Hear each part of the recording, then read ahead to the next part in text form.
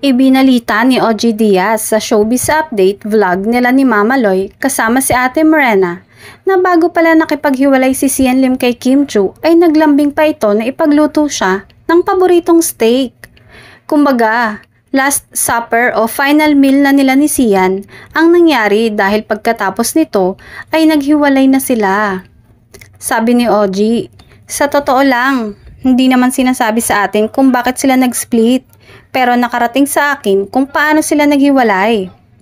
Nakarating lang sa akin at pwede naman itong i-deny ni Kim Chiu at Sian Lim, dagdag niya.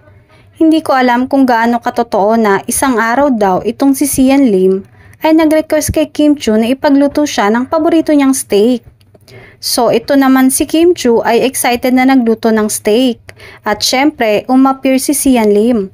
Chikahan, ganyan, at kinakain na nila yung steak hanggang sa dumayalog si Sian Lim.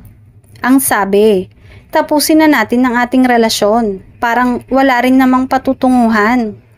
Ayaw din naman sa akin ng family mo at ng iba mong friends. Something to that effect ha, pero syempre, pwedeng kulang yung kwento ko, pero more or less, nag-start yan sa steak, ani OG.